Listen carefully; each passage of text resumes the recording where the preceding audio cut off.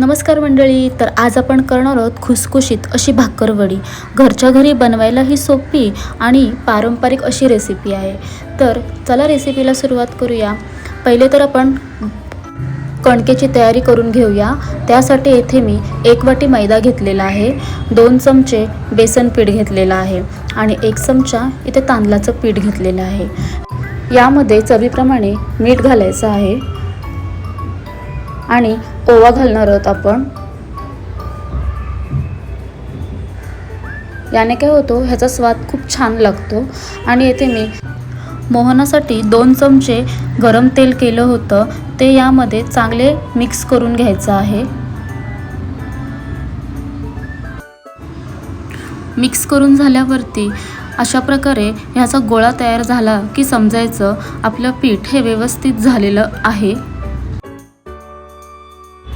आता यामध्ये थोडं थोडं पाणी घालून घट्ट व मऊसूत असं कणिक मळून घ्यायचं आहे.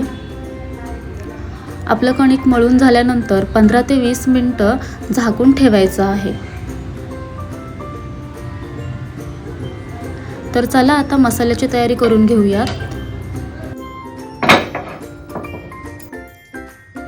येथे मी 2 चमचे धणे घेतलेले आहेत, 1 चमचा जिरा, 2 मोठे चमचे तीळ, 1 चमचा बडीशेप आणि 4 चमचे सुके खोबरे घेतलेले आहे. यामध्ये तुम्ही खसखसही घालू शकता. माझ्याकडे नव्हती म्हणून मी नाही घातली. तर मग अशा प्रकारे हे भाजून घ्यायचं आहे. इथे आपला भाकरवडीसाठी लागणारा मसाला छान असा भाजून झालेला आहे, तुम्ही बघू शकता.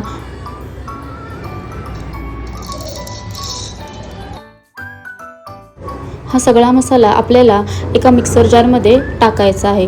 आता यामध्ये आपण 1 चमचा लाल तिखट, 1 चमचा गरम मसाला, चवीप्रमाणे मीठ टाकायचं आहे. त्यानंतर आपण ह्यात साखर टाकणार आहोत. 2 चमचे मी साखर टाकलेली आहे आणि बारीक शेव टाकणार आहोत. यामध्ये तुम्ही लसूण पेस्टही टाकू शकता, पण मी नाही टाकलेली. आणि लक्षात ठेवायचं, आपला मसाला हा कोरडाच राहिला पाहिजे. चला आता मिक्सरला बारीक वाटून घेऊया. इथे आपला भाकरवडीसाठी लागणारा मसाला तयार आहे.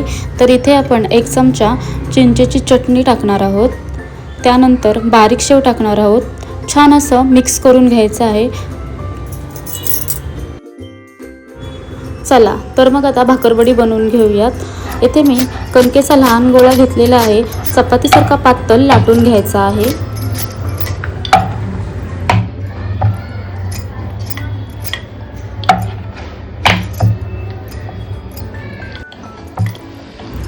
चला तर मग इथे आपली पोळी लाटून झालेली आहे आणि ह्याच्या 4 साईडच्या कडा आहेत त्या कापून घ्यायच्या आहेत. त्याने काय होतं की आपली भाकरवडी छान अशी रोल करायला मिळते.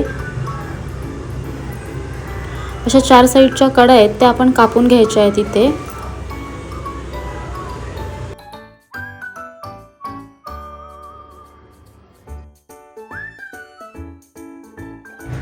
आता आपण पोळीला चिंचेची चटणी लावून घेऊयात.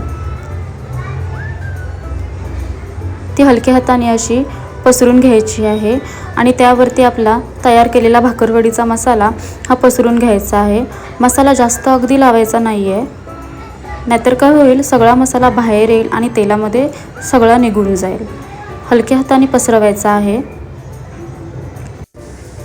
यावरती आपण हलुवारपणे लाटणी फिरवायची आहे, जेणेकरून मसाला पूर्ण असा बसेल.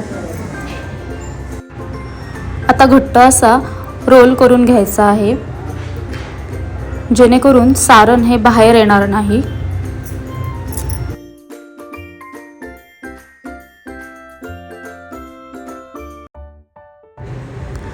आता आपला घट्ट रोल करून झालेला आहे आणि शेवटच्या कडा आहेत त्या पाण्याने चिटकवून घ्यायच्या आहेत.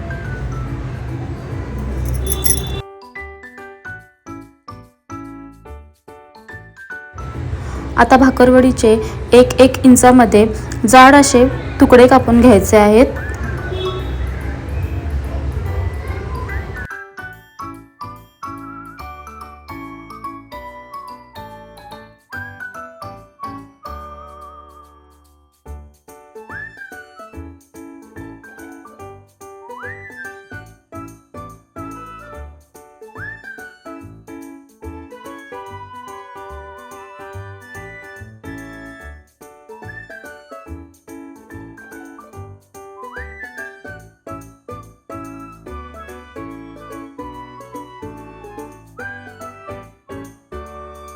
आता इथे आपली भाकरवडी छान अशी कापून झालेली आहे.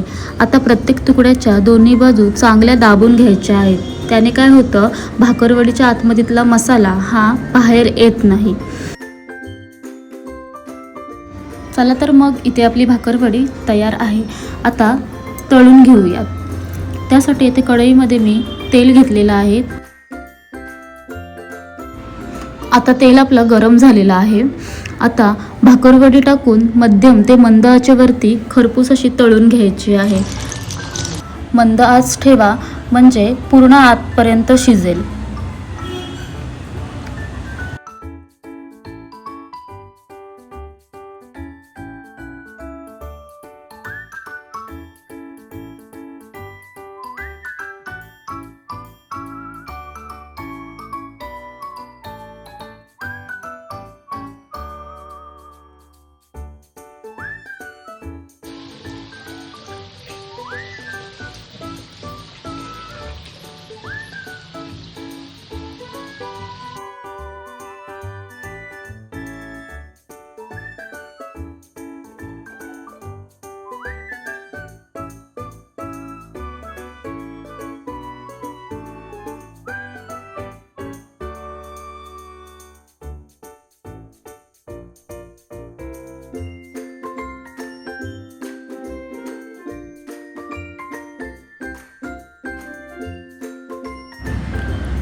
सोनेरी रंग आला की बाहेर काढून घ्यायचे आहेत आणि एका टिश्यूवरती ठेवायचे आहेत.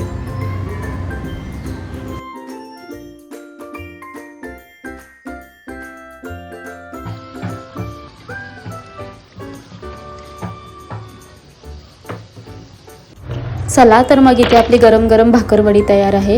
ही भाकरवडी तुम्ही गरम गरम चहासोबत खाऊ शकता, स्नॅक म्हणून खाऊ शकता, तसेच आपल्या लहान मुलांना टिफिनमध्येही देऊ शकता.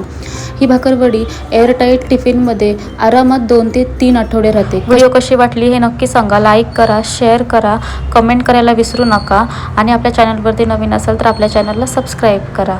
थँक्यू.